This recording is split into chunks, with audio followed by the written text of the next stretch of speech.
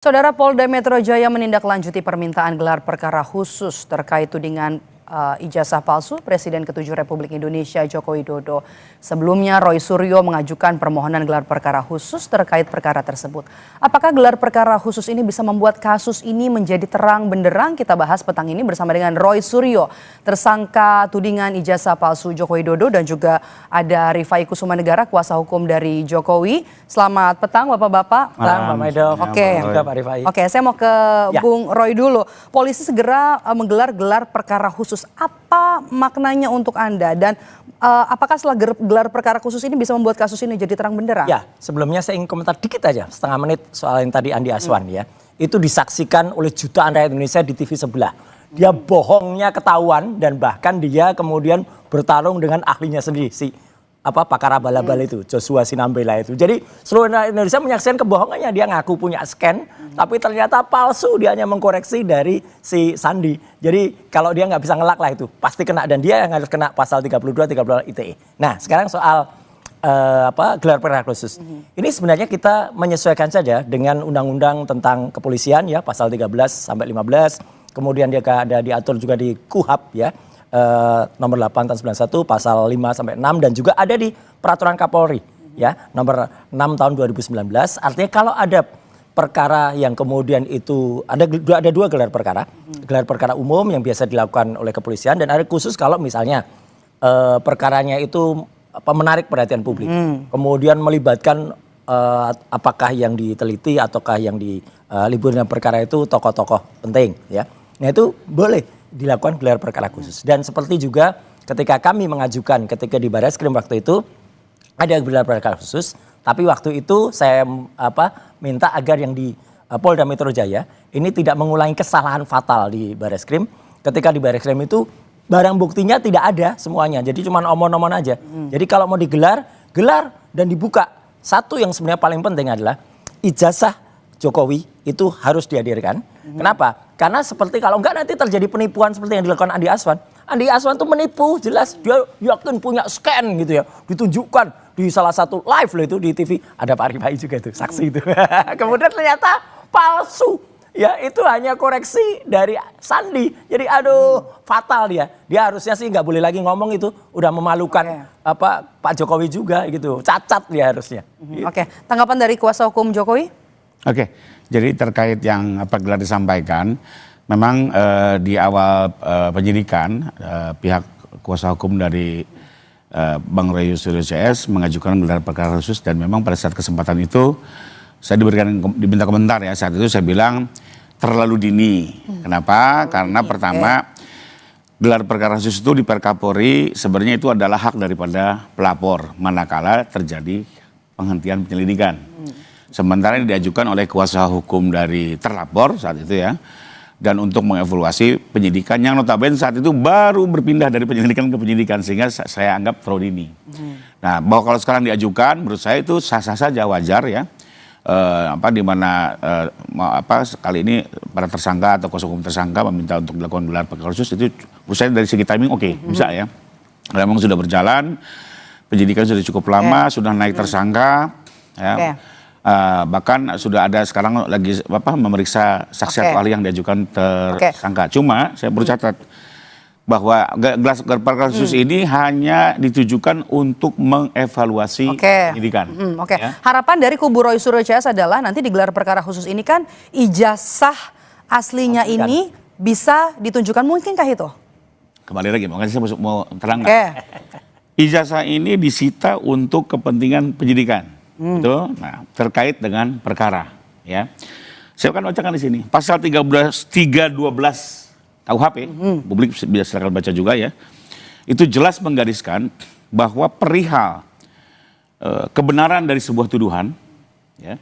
Kedua, perihal pembelaan karena kepentingan umum, perihal karena ini untuk pembelaan diri, itu hanya boleh diproses di pengadilan.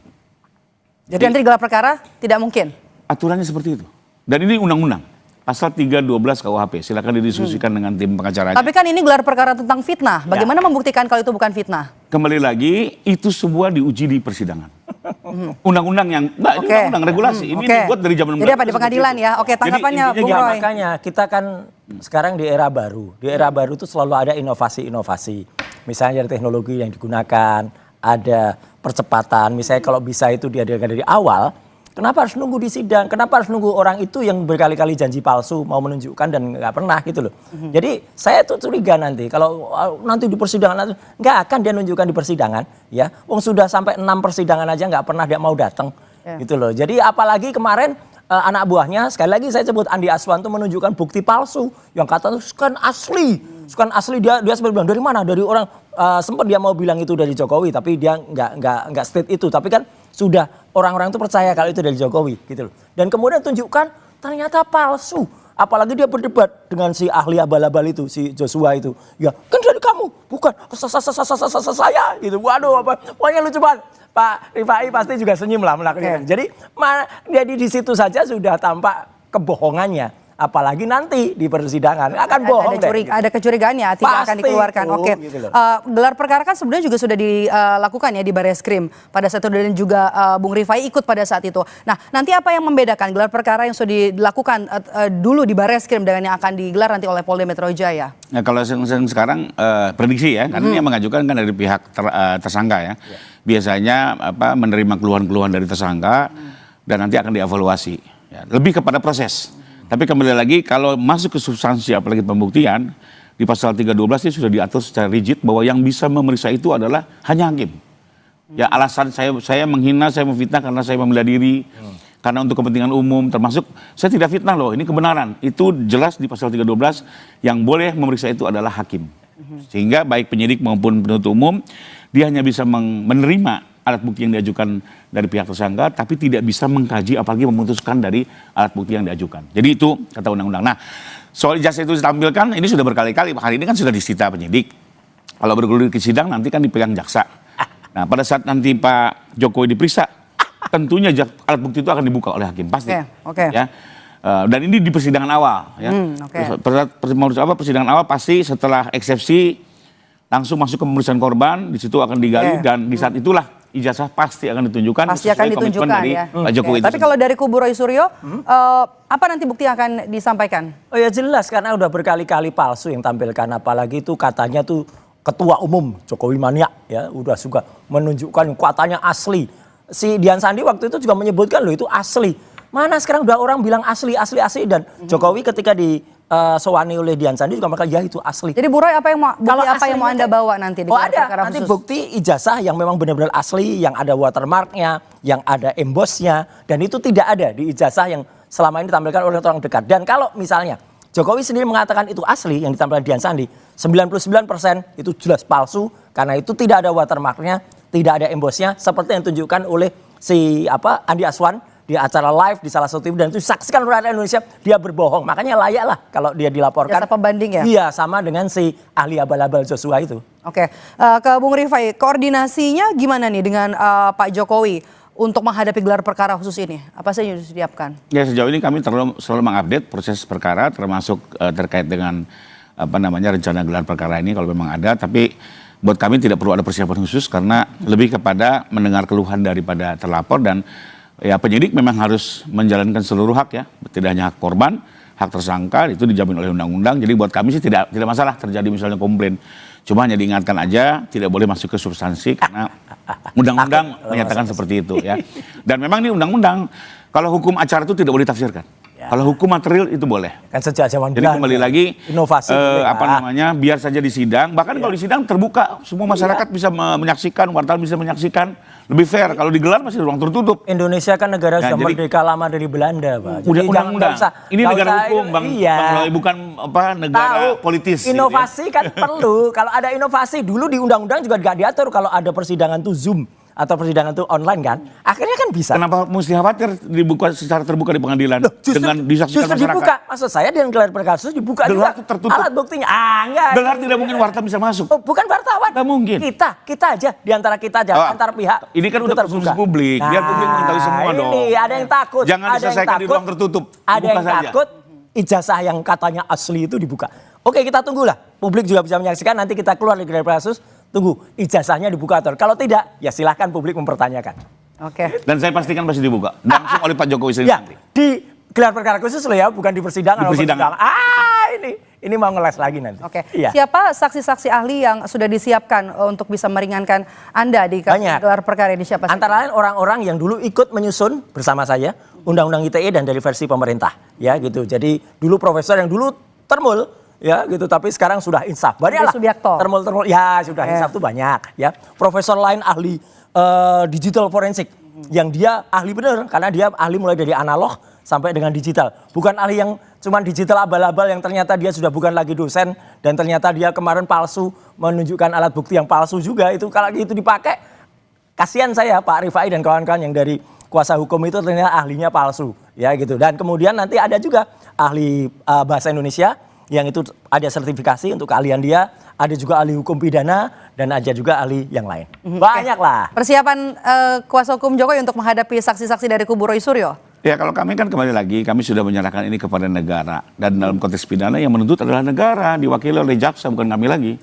Ya, kami itu lebih kepada mengikuti perkembangan yang sudah dilakukan oleh tim penyidik, nanti jaksa sendiri yang akan membawa semua alat bukti. Yang kami tahu, saksi sudah ratusan, alat bukti di situ pun sudah cukup banyak, dan ahli pun kalau tidak salah kemarin itu sudah 22 orang. Jadi biarlah nanti sidangnya terbuka, semua bisa mengikuti, masing-masing ahli silakan berpendapat. Kembali lagi pada akhirnya adalah hakim dan rakyat yang akan teryakinkan. Setuju. Oke. Ya. Bung Roy, Ya, apa? bocoran dari polisi ini akan terbuka atau tertutup nih gelar perkara khususnya? Kalau saya sih mengharapkan ini terbuka. Terbuka untuk kami aja, ya. Tertutup mungkin kalau terbuka secara live mungkin terlalu demonstratif. Mungkin enggak, tapi kan di luar itu kan pasti ada wartawan. Di luar itu kan pasti ada publik menunggu.